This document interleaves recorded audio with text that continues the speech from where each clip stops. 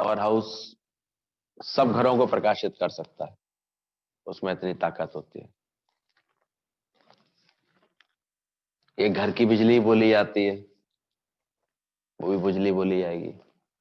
पूरे शहर में जो बिजली आ रही है वो भी बिजली बोली जाएगी।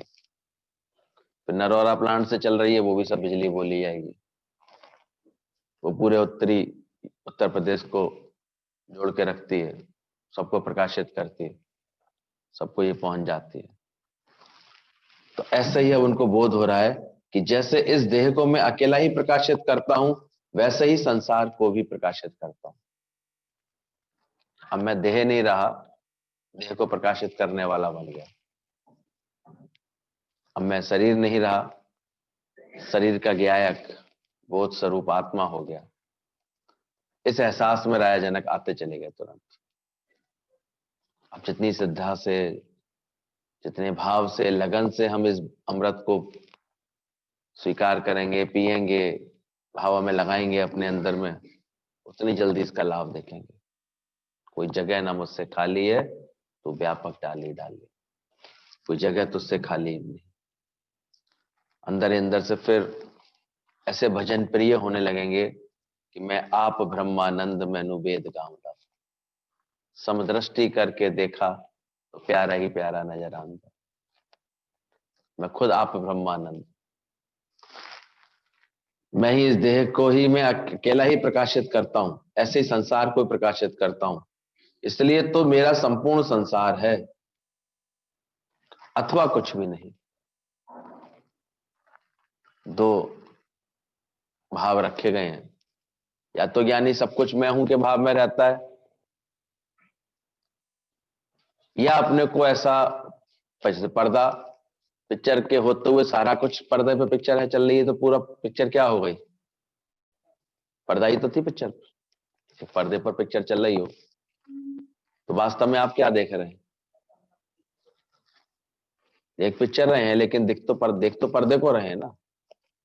भ्रम बस समझते हैं पिक्चर देख रहे हैं, वास्तव में देख रहे हैं आप पर्दा। बोले ऐसा ही बोध हो गया इनको कि या तो मैं सब कुछ हूं, या मैं कुछ भी नहीं हूं। प्रोजेक्टर बंद, सब खत्म, खाली पर्दा, अब पिक्चर नहीं चल रही उस पर है सब मेरे ही आकाश से, सब मैं ही बना हुआ हूं। तो ये फीलिंग, ये बड़प्पन अपने अंदर बढ़ाओ अंदर से। सवना जीवा का एक कोई धाता, जड़ चेतन को धारण करने वाला कौन? इसलिए बार बार हम लोगों के ये अभ्यास कराया जाता है, कौन है? विचार करो, हलवा खिलाने वाला कौन था तो पत्थर लगाने वाला कौन था? संतों की समझ कैसे ऐसी उतनी ऊंची उठ जाती है। तुम भी अंदर से रोज अभ्यास करो इस बात का। मन अगर अभी भी गलती से किसी के लिए भाव बिगाड़ रहा है, किसी शरीर को देख रहा है, आकार में अटक रहा है, बातों में अटक रहा है, किसी के व्यवहार में अटक रहा है, तुरंत उसको याद दिलाओ, कौन है? तो नहीं है क्या? तो सोच रहा है इसने ऐसा किया, तो तू ही तो था जिसने किया। मैं ही तो हूं, मैं ही तो हूं। मारी मुंह ना मार, मुंह में आई तो। जहां ये बोध होने लगता है अंदर से, अंदर ही अंदर तुमको लगेगा कि अलग कहां जाना है, मानना क्या है अंदर से।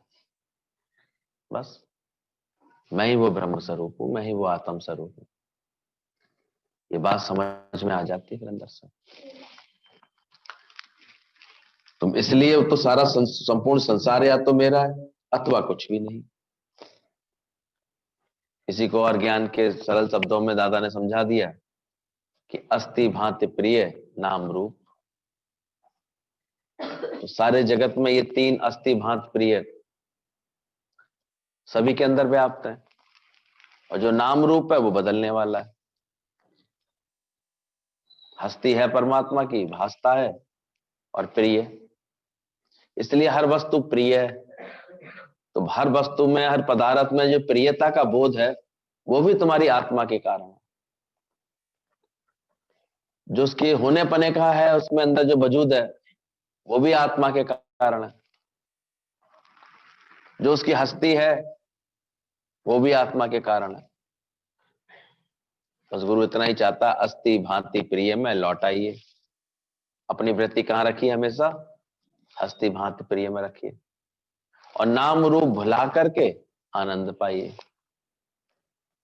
इसमें इतना क्यों बह जाते हो? भुला दो उसको, जो है देखा भूल जा, क्या करेगा याद करके ये जमाना भूल जा। तो अपना अच्छा अभ्यास करते रहते हैं ज्ञान का, वो धीरे धीरे देखो। भूलना मतलब ये थोड़े कि वो दिखेगा नहीं है, पहचानोगे नहीं। भूलना मतलब उसका प्रभाव होना तुम्हारे ऊपर खत्म हो गया। तो कैसी भी हालत परिस्थिति है, तुम्हारे को कोई हलचल नहीं मच रही, तुमने जान लिया। क्या जान लिया? नाम रूप नाश है, ब्रह्म का प्रकाश है। इसलिए किसी के भी मृत प्राय शरीर को देख करके भी, शरीर की चौथी अवस्था देख करके भी ज्ञानमान बड़ा स्थिर रह लेता है, शांत रह लेता है, उसे कोई प्रॉब्लम नहीं लगती। वो जानता है अमर आत्मा है, मरणशील काया। ये काया है ही मरणशील, मरणशील होने के कारण ये अपनी मृत्यु को प्राप्त हो गई, चौथी अवस्था को प्राप्त हो गई। इसमें हैरानी की क्या बात है? तो अंदर से चेक करना कि तुम अस्थि भांति प्रिय में लौट के आने लगे हो। तुम्हारी वृत्ति किसमें अधिक रहती है? अभ्यास बढ़ाते जाओगे, मैं ब्रह्म हूं, मैं ब्रह्म हूं का, तो धीरे धीरे ऐसा महसूस करोगे। उठत बैठत सोवत जागत, अब ये मन तुझे चितावे। सारे समय मन किसका बोध दे रहा है? तो कैसे ब्रह्म स्वरूप है, तेरा तो ये पसारा है, ये तो सारा खेल चल रहा है। हकीकत तो पर्दा है। फिर पिक्चर में उलझोगे नहीं, ये क्यों कर रहा है, ये ऐसे क्यों कर रहा है, ये सीन क्यों बनाया। डायरेक्टर ने सुंदर पिक्चर डायरेक्ट कर दी है, बस तुम तो पर्दा देखो आराम से, उसका खेल देखो, पर्दे पर होने वाला खेल देखो। खेलता खेल डाला।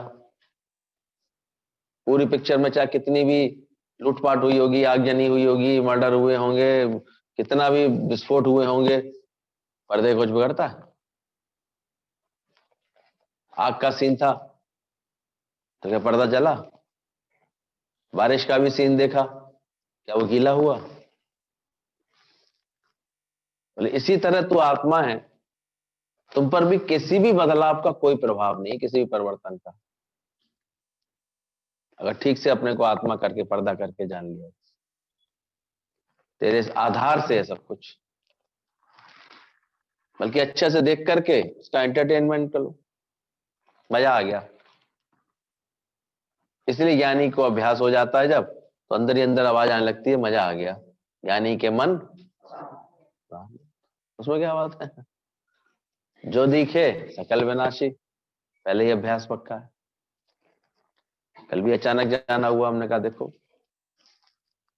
छोटी सी उम्र में आजकल शादी हो जाती है, तो बच्चे तो चलो थे 20-21 साल के, लेकिन शरीर हमने देखा ऐसे कोई उम्र तो खास थी नहीं, 40 साल की उम्र थी केवल एक।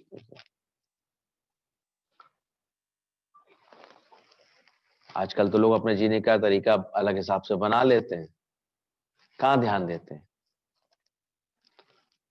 मरणशील काया पर ही सारा ध्यान रहता है, और ये तो कभी भी धोखा देने वाली है, तो धोखा जब दे देती है तो वो लज जाते हैं, ऐसा कैसे, ऐसा कैसे, अभी क्यों चले गए, कैसे चले गए, जाना नहीं, मुझे भी ले जाते, ऐसे करके मन परेशान कर रहा था। जबकि कुछ सालों से पता भी था कि इसको बीमारी है, कभी भी धोखा दे सकता है। भगवान ने तो चेतावनियां दी थी कि धोखेबाज है ये शरीर, अगर थोड़ा भी इसके संग तुमने संभाल ठीक से नहीं करी तो कभी भी धोखा दे देगा, है क्या? तो फूला हुआ गुब्बारा एक कांटे के निकट आई जात में फूट जाता है, पानी का सा बुलबुला, आसमानस की जात। कि तो जो समझदार होते हैं आजकल हम देखते हैं, वो कुछ इस तरह से चलते हैं कि कम से कम इसको अच्छी लंबी आयु दे दें। उम्र थोड़ी भगवान ने फिक्स की, श्वास है तुम्हारी फिक्स है, उम्र थोड़ी है कोई तुम्हारी फिक्स। अब विकारों में तुमने बहुत तेज तेज श्वास चला लिया, जल्दी खर्च कर लिया, पूंजी दी थी भगवान ने, आराम से खाते, लंबा चलता। और वेस्ट कर करके खाओगे तो थोड़ा थोड़ा आगे खिसक खाओ, पीछे लोगों को कंजेस्टेड कम हो जाएगा, आगे थोड़ा थोड़ा करके। तो पूंजी मिली हुई भगवान की तरफ से, एक फिक्स कर दिया उसने, तो चलो 100 की पूंजी। अब कितनी जल्दी तुम इसे खत्म करने चक के मूड में हो। ज्ञानी जन होते हैं, साधक होते हैं, वो देखो लंबे समय तक अपने को अच्छे से मेंटेन करते हैं, चला ले आते हैं, कोई आपाधापी नहीं होती उनके जीवन में, कोई पांचों विकार प्रभावित नहीं करते उनको। अब जगत सत्य देख रहे हो, विकार प्रभावित ना करें, ऐसे कैसे हो जाएगा। उन्हें जगत को मिथ्या जाना है, इसलिए उनको कोई विकार प्रभावित नहीं करते, उलझाते नहीं उनको कभी। मिथ्या जान लिया एक बार में अच्छी तरह से कि बदलने वाला है ही है, इसका स्वरूप ही ऐसा है, ये बना ही ऐसा है,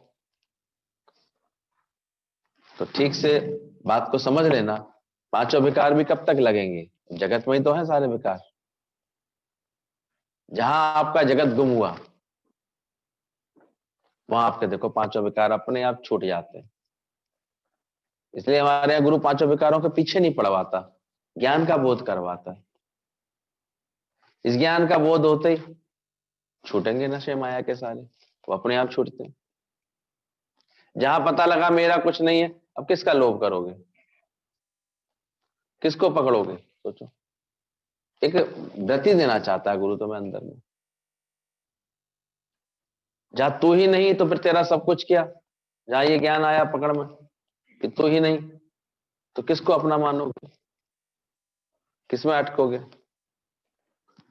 जो अभ्यास के द्वारा गुरु देता है, वो ऐसा बोध दे देता है कि जगत महल ना रहे दिखाई, मिथ्या हो जाता है जगत, परिवर्तनशील हो जाता है। फिर ऐसे मिथ्या कल्पना से समान जागता है। जैसे कि अभी सोते समय अगर मान लो कोई सम्राट है, अपने आप को सपने में देख रहा है कि मैं बहुत राजा हूं, मेरा सब कुछ बहुत कुछ है, बहुत मैं अच्छा राज भोग रहा हूं। उसके पूरे राज्य को खत्म करने के लिए क्या करना पड़ेगा, जगा दो उसके केवल, जगता ही उसका सारा खत्म। तो ऐसे ही आत्मा का ज्ञान, बोध क्या है, जागने के समान। जागते ही तुम्हारा सारा जगत प्रपंच एक झटके से, ताश के पत्ते की तरह कहते हैं, ढह जाता है। पत्ते का किला बना लेते हैं, फिर एक पत्ता हटा दो केवल, बस और कुछ नहीं करना, धड़ धड़ धड़ धड़ पूरा नीचे तक। तो यही इसकी बात है, जो ज्ञानियों ने जो अनुभव कर ली, वो इसी अनुभव से जिए। अब उनके लिए मिथ्या है, अब उनके लिए कोई प्रॉब्लम नहीं है, जगत कैसे भी चलता रहे। अब आ गया सांप उनके गले में, दांत तो तोड़ चुका है वो पहले ही कामना के, इच्छा के। अब तो दिन भर चाहे सांप से खेल दिखाए, उसको कोई दिक्कत है, कोई सांप से कोई उसको कोई दिक्कत हो रही है क्या, क्योंकि उसने तो उसके विषैले दांत निकाल चुका है वो। उसे ऐसी जड़ी बूटियों का पता है जो अपने को शरीर पर लगा लेता है, सांप का विष का प्रभाव नहीं पड़ता फिर उसके ऊपर, फिर क्या का डर है उसको। ऐसे ही इस जगत से निर्द्वंद हो जाता है, निर्भय हो, तो जो है वो फिर अटकता नहीं है, लचता नहीं है जगत को लेकर के।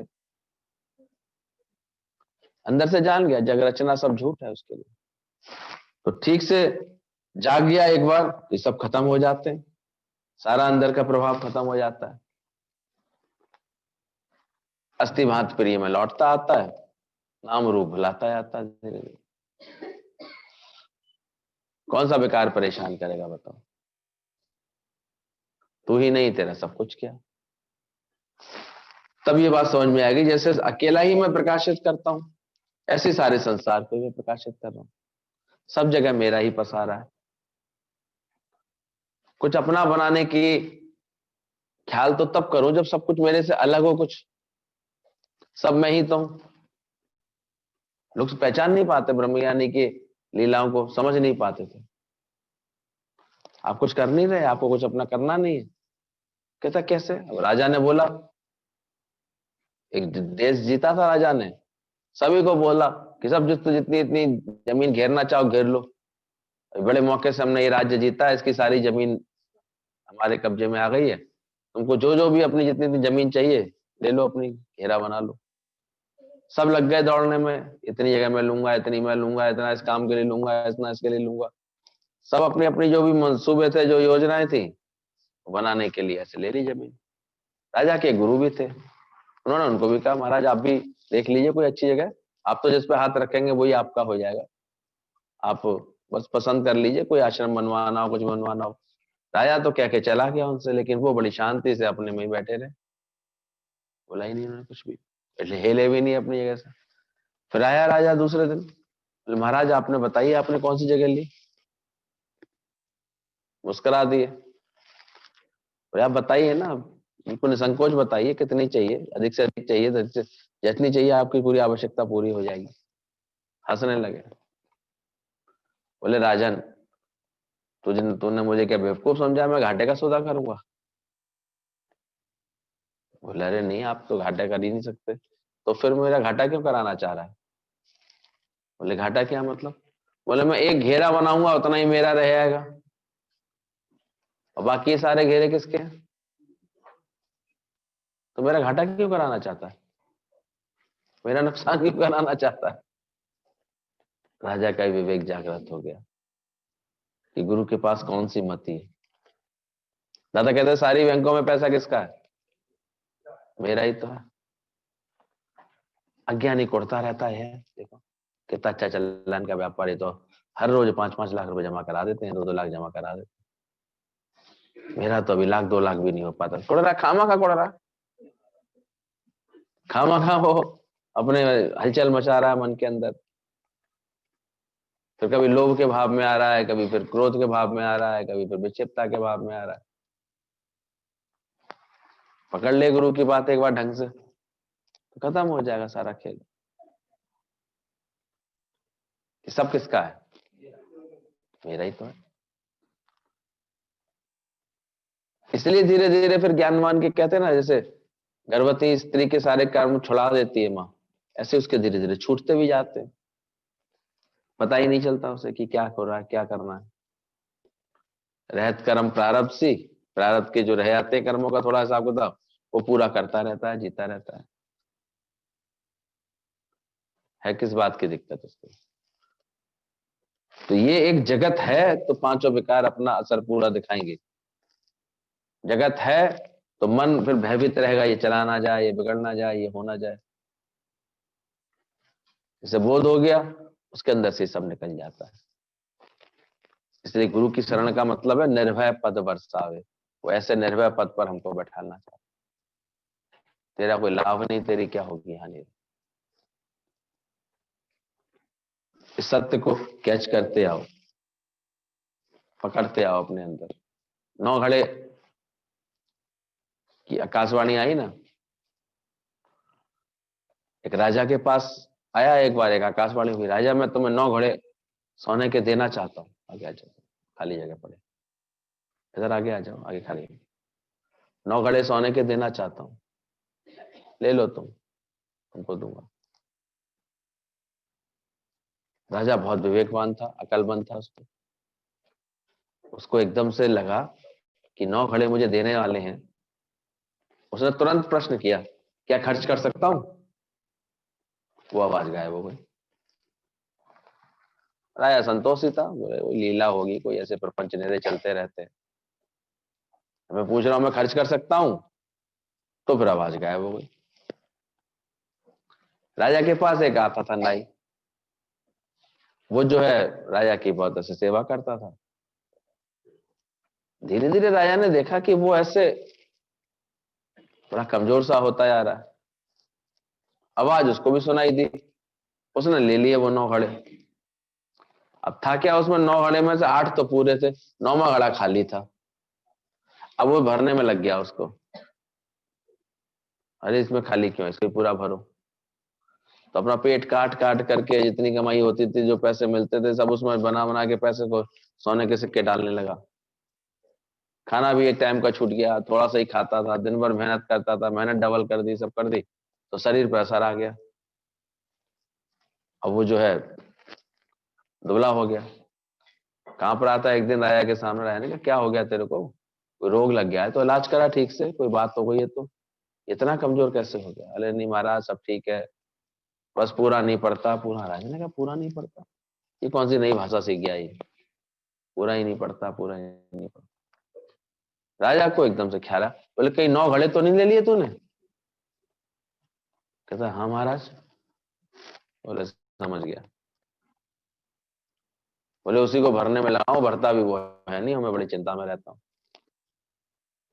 तो 9 कोने वाला यही हमारे चित्त का हल हो जाता है। ये ऐसे अंतःकरण ऐसी थैली का बना हुआ है कि भरेगा ही नहीं कभी भी। लाख जतन कर लेना, लाख उपाय कर लेना अपने जीवन में, बढ़ता ही नहीं, कभी कभी तृप्ति आती नहीं।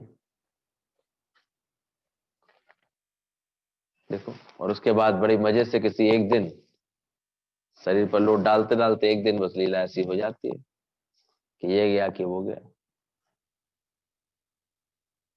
उसके बाद क्या रह जाता है? आजकल तो रोज ये लीलाएं सुन लो, रोज लोगों के जीवन में ये सब घटनाएं देख लो, रोज कभी किसी की शरीर में बहुत अधिक लोड डाल देंगे, गलत खान पान कर लेंगे, गलत भागा दौड़ी कर लेंगे, गलत चिंतन कर लेंगे, तो क्या खराब हो जाता है। और अगर शरीर पहले ही खराब है तो देखो कोई बचा पा रहा है? आजकल तो जरा सा झटका आ जाए कोरोना का, हवा भी लग जाए उसको बेचारे को, तो ठीक नहीं हो पा रहा। कितने लोग ऐसे बीमारी में आजकल जो है सब उल्ट पुलट हो रहा है सब एकदम से। तो विचार करना चाहिए कि हम इसको गलत मोटर को गलत तरीके से तो नहीं चला रहे। थोड़ी गलत तरीके से चलाएंगे तो क्या होगा? खराब होगी जल्दी से जल्दी।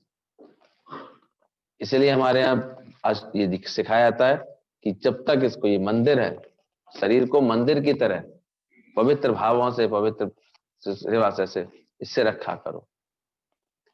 एक देवता का स्थान बन जाता है ना, फिर देखो उसमें ये अभी दोपहर में क्या कर रहे हैं? विश्राम कर रहे हैं। शाम को, रात को शयन हो गया सावन का, सुबह अभी भोग पड़ रहा है, अब आरती हो रही है, अब कीर्तन का समय है। मंदिर के इर्द गिर्द सारे समय क्या जाता रहा, क्या होता रहता है? पूजा पाठ, भक्ति, भजन, ये सब चलता रहता है। उत्सव मनते रहते हैं मंदिरों में आकर के, तो उत्सव मना के जाते हैं। गुरु भी कहता है तुम्हारा जीवन, हमने गुरु का जीवन देखा ऐसे उत्सव के समान, ऐसा शानदार, का रूटीन इतना शानदार, कोई भारी आडंबर नहीं, कोई ऐसे वो नहीं, स्थिरता से सत्संग मिलता था, बस सबको प्रेम मिलता था, सब आनंद मनाते थे, चलते थे ऐसे। जब तक शरीर रहता है ज्ञानी इसको कितना अच्छा उपयोग करता है। अभी भी दादाजी का आदर्श देखते हैं, आज भी 11:30 बजे उनका फिर यूट्यूब पर आएगा, देख लिया करो सब। क्या उम्र है, कैसे 92 में भी कितना शानदार वो प्रेम से सत्संग सुनाते हैं, शरीर को कितना बैलेंस रखते हैं। और यहाँ अभी तक जो है अज्ञान की वजह से चिंताएं खाते हैं, जगह सत्य, अरे सही नहीं कर पा रहा, ये मर गया, ये जी गया, कितना उलझाते हैं इसमें। तो कोशिश करो कि या तो ये समझो कि मेरा संपूर्ण संसार है, या फिर कुछ भी नहीं। आश्चर्य कि शरीर सहित विश्व को त्याग कर किसी कुशलता से ही उपदेश मैं परमात्मा को देखता हूं। साथ साथ उन्होंने और अच्छी बात बोल दी, कितने आश्चर्य की बात है। अब ये शरीर सहित विश्व को त्याग कर, जैसे मुझे ज्ञान का बोध हो रहा है आपके वचनों से, जनक बोल रहे हैं, ये आश्चर्य है कि शरीर सहित इस देश को, विश्व को त्याग दिया। गुरु भी ये प्रैक्टिस कराना चाहते हैं, विकार सहित इस देह को ही त्याग दो, संपूर्ण विश्व सहित इस देह को, देह भाव को ही त्याग दो, सारा विश्व का त्याग हो जाएगा। तो शरीर सहित विश्व को त्याग करके किसी कुशलता से, अब कुशलता ये बोली कि ये कितनी आश्चर्य की बात है कि जैसे कोई काम जो सदियों का था तो पलक झपकते कोई कर दे, बड़ा एक्सपर्ट है भाई, बड़ा कुशल है, इतनी कुशलता से काम कर दिया।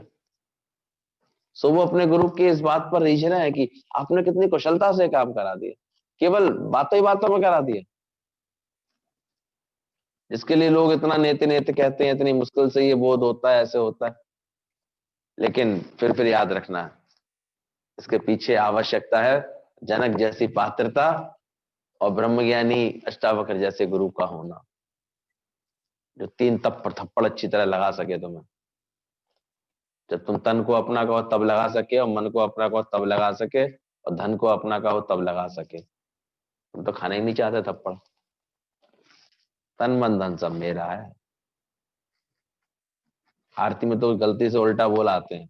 अब तो लोग वहां भी यही बोल जाते, तन मन धन सब मेरा। प्रभु क्या लागे तेरा, क्या है तेरा, खामा खा, सब मेरा ही मेरा है।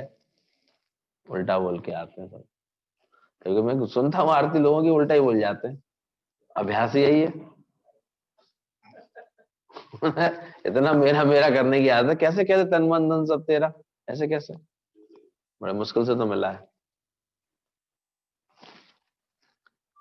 तो जनक जैसा शिष्य हो जाए, अष्टावक्र जैसा ऐसा गुरु हो जाए, जो 3 थप्पड़ में उसकी सारी, उसकी अंदर की आसक्तियां बची कुची वो सब उसकी निकलवा दी, दिमाग को ऐसा फिट कर दिया। तो आश्चर्य, शरीर सहित जिसको त्याग कर कितनी कुशलता से राजा जनक को आत्मज्ञान हो गया, आत्मा का स्वरूप स्पष्ट दिखाई दिया। तो ये ज्ञात हो गया कि आत्मा और परमात्मा भिन्न नहीं है। इसलिए वे कहते हैं मैं गुरु की कुशलता से ही परमात्मा को देखता हूं।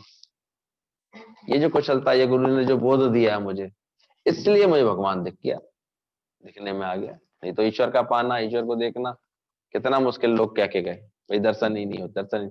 और ये जनक कह रहा है थोड़े से, वो कितने सूत्र सुनने के, 20 सूत्र सुनने के बाद ही कहता मुझे तो दिख गया।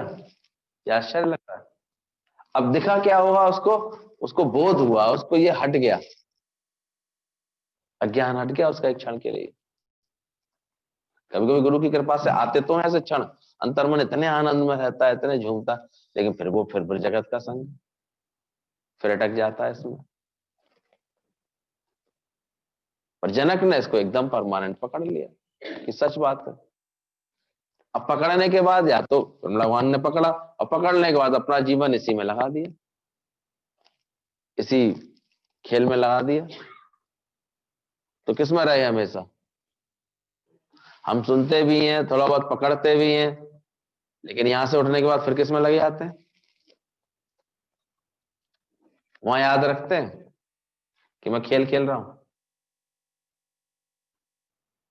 घर पहुंचते ही मैं इसकी अम्मा हूं। क्यों भाई, कहां से आ गई तू मम्मी, इतना गुरु ने पक्का कराया तू आत्मा है, कैसे बन गई। पक्का कराओ अपने मन को, बनना बनाना तुम्हारा सारा खत्म होने लगे। बोले आसक्ति बस, मैं शरीर को अपना समझाता, संसार को मैंने, इसलिए अब मुझे शरीर सहित इस विश्व का ही त्याग हो गया। तो जनक ने त्याग कोई किया नहीं, इसको समझना। त्याग यहां कराता नहीं है गुरु कोई चीज का, पर त्याग घट जाता है, त्याग अंदर में घटित हो जाता है। कैसे, अपना कुछ है ही नहीं। जैसे हम बोले कि मैं इसको ये देता हूं, मैं इसको ये देता हूं, मैं इसको देता हूं, और फिर पता लगे मेरा था ही नहीं, तो मैंने दिया।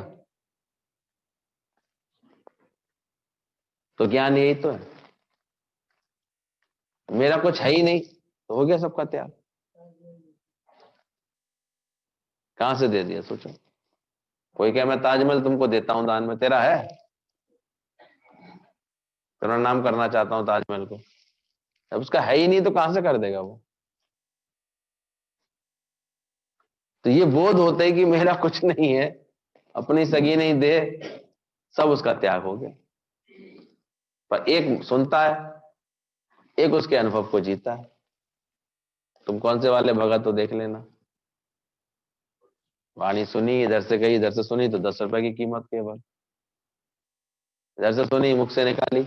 आजकल तो यही बकबक बहुत चल रही है सत्संग की। गुरु जी बात कहते थे, बोले कि तुम जिए इसको, तुमने इस बात को महसूस किया। अगर तू आत्मा है तो फिर देह की बात क्यों निकली। अगर तू आत्मा है तो अभी तक पूरा आनंद रूप क्यों नहीं हुआ है अभी तक। तो अभी भी तेरे को ऐसे हलचल क्यों रहती है, तो पूरा प्रेम रूप क्यों नहीं बना तेरा भी जीवन में। प्रेम माने हम ना राग है ना द्वेष है किसी से। अभी नाम रूप को अलग अलग कैटेगरी में रख के देखते हो, इसका मतलब ये आत्मा पक्की नहीं की है तुमने। कुछ दिल के प्यारे हैं अभी तक तुम्हारे, कुछ दिल के खारे हैं, इसका मतलब तुम्हें आत्मा का भी बोध ही हुआ ही नहीं। लिस्ट बनती रहती है तुम्हारे पास अभी तक। आत्माकार के नतीजे त्याग से सहज में घट जाता है। सत्य और शाश्वत का बोध होते ही असत्य और अनित्य छूट जाता है। वो छोड़ने का प्रयास थोड़ी करता है। कुछ धर्म ऐसे कहते हैं कि छोड़ो त्यागो, कोई शरीर के कपड़े छुड़वा देते हैं जैन मुनियों में, जबकि आवश्यकता नहीं है कोई भी। कोई ऐसा करने मात्र से कोई थोड़ी ज्ञानी हो पाता है।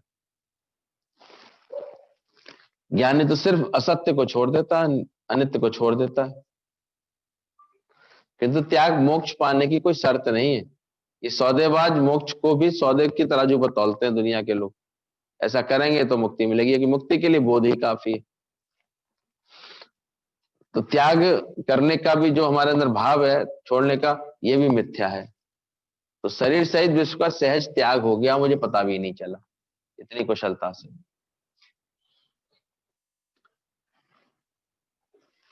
अभी तो श्रवण कर रहे हो, फिर इसका मनन कर लेना थोड़ा सा कि कैसे हो गया होगा उनका, वो क्या बात उन्होंने समझ ली थी जो त्याग हो गया उनका,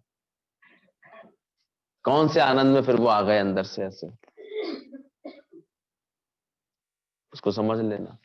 और हम अभी तक कैसे घड़ी घड़ी बैठ करके दुख और सुख के ख्याल उठाते रहते हैं अभी तक। क्यों चिंता बना लेते हैं किसी बात की, जबकि सब फिक्स है। पहले रची प्रारब्ध, पीछे रचे शरीर। आत्मज्ञान अंदर अंदर अपना पक्का करते चले यार, कैसे आसक्ति सारी छूट जाती है। ये ज्ञान बड़ी कुशलता से हुआ। इसके लिए कोई कहीं भाग रहा है, हिमालय भाग रहा है, कोई योग साधना कर रहा है, कोई भजन कीर्तन कर रहा है, जब तब कर रहा है, सब बेकार है, कि परमात्मा मिलता नहीं। मुझे ना त्याग करना पड़ा, ना कहीं जाना आना पड़ा, यहीं बैठे बैठे घटित हो गया। ये जीवन खेल व नाटकवत हो गया, गंभीरता थी सब समाप्त हो गई। ये सब बड़ी कुशलता से किया। ये ज्ञानी आकर के सिखा देता है। गुरु जी कहते हैं चुंबक को आलपिन लगाते जाओ, चुंबकती जाती है। वैसे चुंबक में लोहे में नहीं होता कोई आकर्षण, कोई चुंबकीय तत्व नहीं होता, लेकिन चुंबक के संग लगी हुई है तो एक आलपिन से दूसरी आलपिन से तीसरी आलपिन जुड़ती चली आती है। अब तुम सिर्फ पहले वाली आलपिन हटा दो, उसके बाद जुड़ी रहेगी, सब खत्म हो, धार धार सब गिर जाते हैं। तो ऐसे ज्ञानी ने ये अज्ञान का जो है वो हटा दिया, एक भाव जी भाव हटा दिया, सारा अज्ञान धड़ाधड़ गिर जाता, सब गिर जाता। जो जो चुपका रखा है अपने अंदर से, मेरा मेरा मान रखा है, तू ही नहीं तेरा सब कुछ क्या, तेरा तेरा तेरा, यहाँ तेरा कुछ भी नहीं, ऐसे ज्ञान के बोध दे करके अंदर से पक्का करा लिया। अब ये देखना कि कभी भी कैसे भी कोई किसी भी तरह का मेरापन तुमको उलझा तो नहीं रहा, सुखी सुखी तो नहीं कर रहा, अपने सहज आनंद में हो तो समझ लेना गुरु का कार्य पूरा होता जा रहा है, कार्य प्रगति पर है। पर अभी भी बार बार होता है। अब इस बात से मन चल गया, अभी इस बात से दुखी हो गए, ये बात ऐसे परेशान कर गई, क्या कर सकते। दुख तो लगता है ना, परेशानी, इतनी आसक्तियों को देखो, ममता को देखो, लगेगा ही फिर ऐसे। इसे कौन बचा लेगा, क्या कर सकते हैं सोचो। कुछ भी नहीं कर पाए, घर में ही डॉक्टर, और नए जतन से बड़े अच्छे उपाय से किए थे सारे उपाय, तो भाई इस बार तो हम किसी भी तरह कुछ नुकसान नहीं होने देंगे, नहीं, लेकिन फिर भी रोक सके कहीं, रोक पाता है इंसान? अगर जो हिसाब किताब आ ही गया है बन करके, क्या कर सकते हैं। हाँ, अगर अजर अमर आत्मा का ज्ञान कर लेंगे अंदर में, तो निश्चित ही सारे दुखों से मुक्ति मिल जाएगी,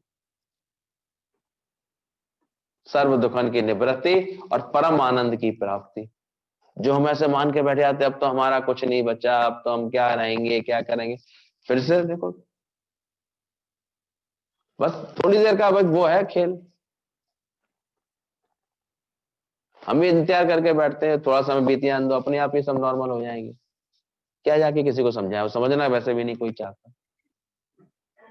समझना है तो अच्छा है तो ज्ञान में आए, समझे ये बात कि जग रचना सब झूठ है, सब मिथ्या है, परिवर्तनशील है। और बेटा वो कोई बेटे को इतना सत्य मान रहा है, पति को इतना सत्य मान रहा है, उसको मैं क्या समझाऊं बेटा कि नहीं है वो सत्य? तो ये है कि नहीं है, तो उसका कहाँ था? अपनी सगी नहीं दे, इसलिए गुरु कहता है ज्ञान यहां से लगाना, औरों से मत लगाना। तू ही नहीं, तेरा सब कुछ क्या? तू ही नहीं तो फिर तेरा दुख सुख क्या? एक ज्ञानी तो धीरे धीरे ये बात समझ लेता है, जय अध्यास मिटता जाता है, उसका आनंद बढ़ता जाता है। फिर अचानक कोई परीक्षा आती भी है जीवन में, तो उसमें बिल्कुल वो स्थिर खड़ा रहता है, शांत खड़ा रहता है, क्योंकि पहले ही उसने छोड़ दिया। पहले हम ध्यान नहीं देना चाहते, मुझे तो बड़ा दुख लगता है आजकल। अपने को पता नहीं कैसे समझदार समझते हैं माँ बाप। बच्चों को सबसे पहले उनको सत्य का पता, सच्चे गुरु का पता ये देना चाहिए था, वो देने ही नहीं चाहते। फिर अचानक कोई घटना घर परिवार में घटती है, अब ये बड़ा परेशान है। हमने कहा तुमने कभी बताया उसको सच क्या है? तुम्हें तो पता था सच क्या है, नहीं बताना चाहिए था बच्चों को। नहीं उनको ऐसे गुरु की शरण दिलवानी चाहिए थी। रिश्तेदारों के यहाँ तो खूब घुमा घुमाने के लिए आए, चलो यहाँ मजा दिला के लाते हैं, चलो आज शादी है वहां लेके चलते हैं, यहाँ ये वहां लेके चलते हैं। खुद तो उनकी वृत्तियां ऐसी बना देते हैं धीरे धीरे। इतना धन के पीछे खुद भी दौड़ते रहते हैं, बच्चे बेचारे उन्हें देख देख के दौड़ते रहते हैं। हासिल होती फिर हैरानी। फिर अचानक कोई बात आती है तो असर तो उसका आएगा, आ जाता है, क्योंकि बच्चों के दिमाग पे असर आ जाता है। अब बहुत दुखी है, लेकिन दुखी है, कोई उपाय किया? पानी भर के रखती तो अभी आग लगने वाली थी तो पानी डाल तो लेते, पानी तो भर के रखा ही नहीं। तैरना सीखा ही नहीं, छोड़ दिया तो डूब जाते हैं बेचारे में। जबकि छोटेपन से अगर कोई संस्कार देता है, मोड़ता है उनके मनों को, देता है ये प्रेरणा देता है, खुद सच के एहसास के साथ जीतता है और उनको हमेशा देता रहता है, बाकी तो उनकी अपनी प्रारब्ध है, लेकिन अपना अपना तो धर्म पूरा निभाता है। और हमने देखा है जो माँ बाप बाकी में सिंसियर है ज्ञान को लेकर के, सत्संग को लेकर के, उनके बच्चे बिल्कुल इस राह को अपनाते हैं, गुरु के लिए भाव रखते हैं, प्रेम रखते हैं, समर्पण रखते हैं। वो जानते हैं कि दुख मिटाने वाला ये सत्संग ही है, ये ज्ञान ही है। बाकी क्या समझे बेचारे वो?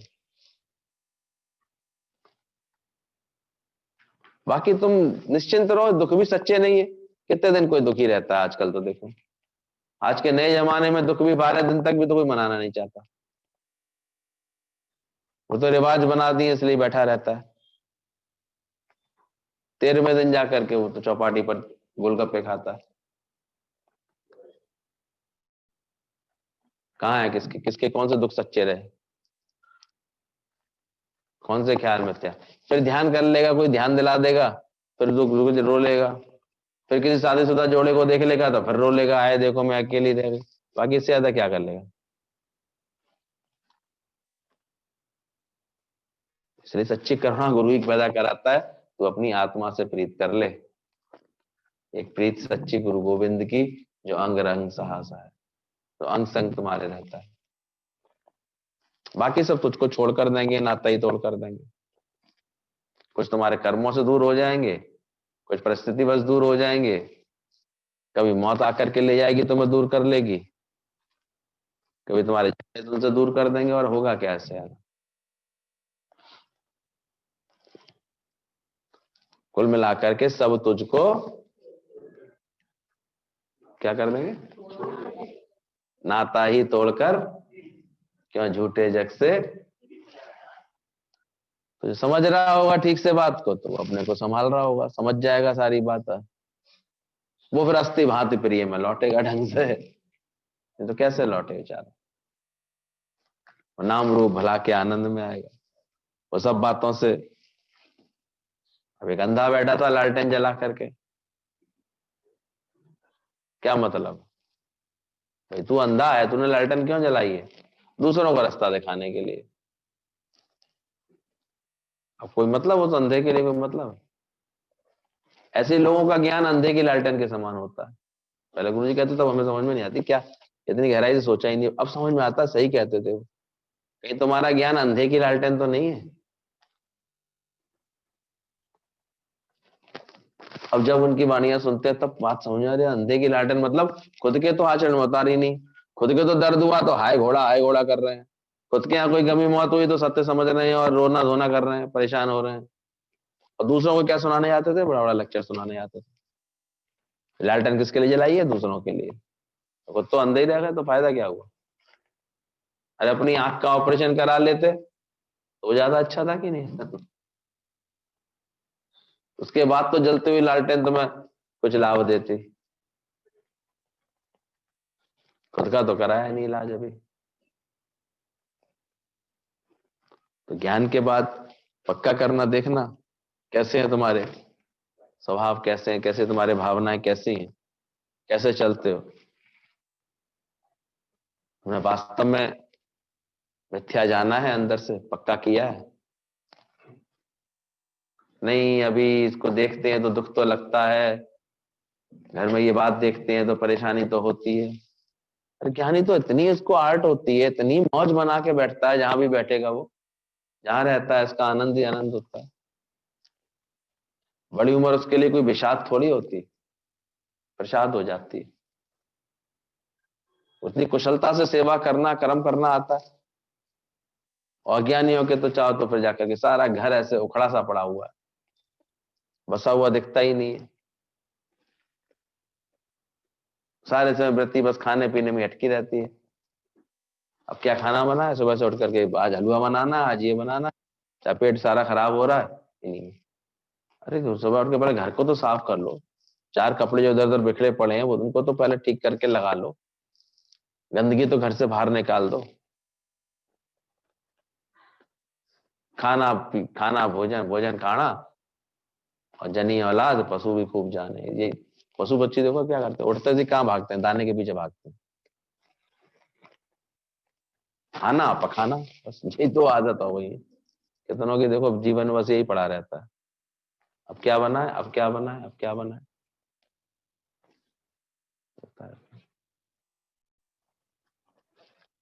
छुटो मत, गुरु जी कहते थे इतने खाने का चिंतन क्यों, इतना खाने के लिए समय को वेस्टेज क्यों? शॉर्ट में रखो, सूक्ष्म में रखो, ये सब चीजें आदतें संवारो अपनी, युक्ति से करो ये सब काम। क्यों नहीं सत्संग के लिए टाइम निकलता? इन्हीं फालतू की बातों से इतने उलझा के काम रखते हैं। और गुरु इतनी आर्ट सिखा देता है कि अगर सुबह सत्संग का नियम निभाना है तो कितनी छोटी छोटी सेवाएं जो सुबह आवश्यक है, शाम रात को ही पूरा करके सो जाओ। युक्ति लगाओ थोड़ी सी, समझ लो अंदर से। सत्संग तो पहले होना चाहिए जीवन में, कि नहीं काम थे, काम थे, काम ही नहीं, हराम ही नहीं थे, काम ही नहीं खत्म होते। दादा इसलिए गालियां देते थे फिर सबको। तुम्हें युक्ति से चलना नहीं आता, तुम्हें लगन नहीं है इतनी सत्संग की, उन्हीं के सत्संग छूटते हैं, नहीं तो सत्संग जो वास्तव में ज्ञान की लगन वाले उनके नहीं छूट सकते। पर होता ही नहीं। हम तो देखिए आए दिन किसी न किसी के कोई ना कोई कारण दिखाई दे जाता है, उसको छूट जाते हैं।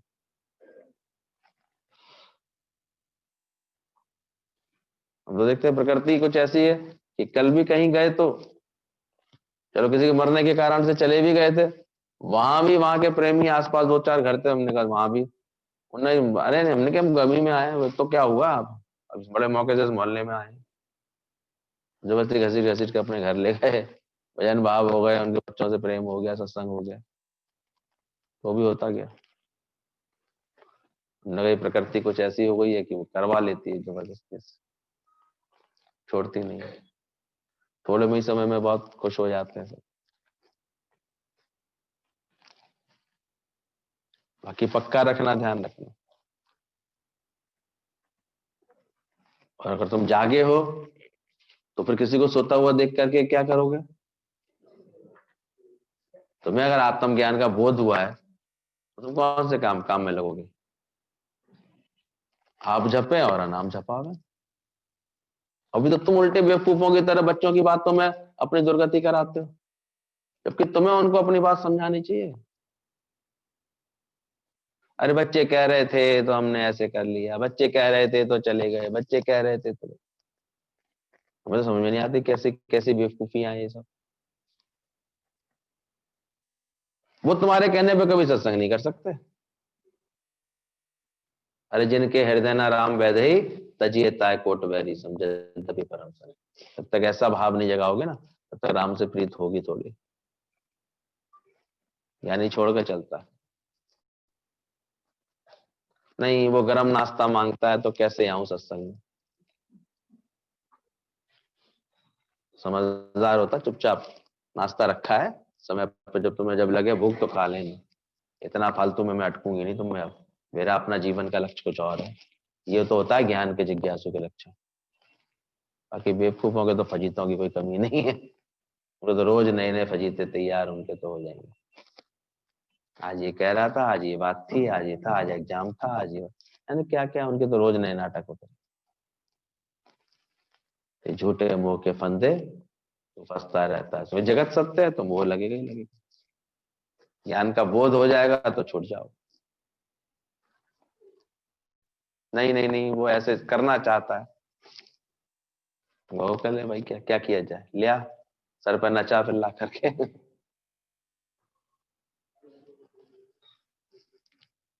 अपनी बेकदरी तुमने खुद कराई है अपनी।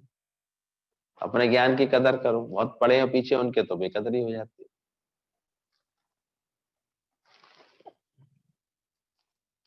ज्ञानी का प्रेम है परमात्मा से। वो इस मिथ्या संसार से प्रेम करके नहीं बैठा है, परमात्मा से प्रेम रख के बैठता है। इसलिए प्रीत सच्ची है उसकी गुरु गोविंद से। इसलिए उसके लिए फिर परलय है। जैसे आप मुए तो जग परलय। राजा शिकार कर रहा था तो गीदड़ आ गया सामने से। अब गीदड़ जो है बहुत कांप रहा था। अरे राजा साहब मुझे मत मारो, मुझे मारेंगे तो परले आ जाएगी, परले आ जाएगी। राजा ने मारते मारते रोका हाथ, बोले क्या बोल रहा है तू, परले आ जाएगी, परले आ जाएगी। ऐसा क्या बमंडर हो जाएगा तेरे मरने से। अरे नहीं महाराज साहब, मैं सच कह रहा हूँ, मेरे मारने से आपको परले आ जाएगी। आप मुझे मार देंगे तो परले हो जाएगी। राजा ने ऐसी बात सुनी, बोले क्या बोलना क्या चाह रहा है ये, देखें। बोला अच्छा चल नहीं मार रहा हूँ, बता तू परले कैसे आएगी, तो प्रॉमिस करो मुझे नहीं मारोगे। बोले चल नहीं मारूंगा, पर ये तो बता परले कैसे आ जाएगी। बोले सही तो कह रहा हूँ, मैं मर जाऊंगा तो मेरे मनोचित संसार की परले नहीं हो जाएगी, मेरे संसार की परले हो जाएगी, सो परले आ जाएगी। राजा को भी हंसी आ गई, देखो कितना बेवकूफ बना गया ये बेकार में। परले आ जाएगी 2012 में, परले आ जाएगी 2020 में, परले यही परले आएगी और क्या होगी। एक आध मर जाएंगे, 10-20 मरेंगे, 2-4 लाख करोड़ मरेंगे। इसी को परले बोली जा रही थी। पल में परले होएगी और कहेगा तुम कब करोगे। यही तो होगी और क्या होगी इससे ज्यादा। जलजले आ जाएंगे, तूफान आ जाएंगे, या सुनामी आ जाएंगी, कोरोना आ जाएंगे। बैठे बैठे ना एक दुनिया खाली हो जाएगी, शिव जी ने अपना तांडव कर लेंगे, फिर सृष्टि चलती रहेगी। पर हाँ, जो उसकी शरण में है, जो उसकी लगन में है, उनका उनको भगवान और अपना प्रेम देते जाएंगे, खुशी देते जाएंगे। तुमने नश्वर देह से प्रीत की होगी तो वो बात बार बार बदलाव आएगा उसमें, तो फिर परेशान होना पड़ेगा तुमको। और अजर अमर आत्मा से प्रीत कर ली होगी तो तुम्हारी मुक्ति हो जाएगी। तो क्या करना है।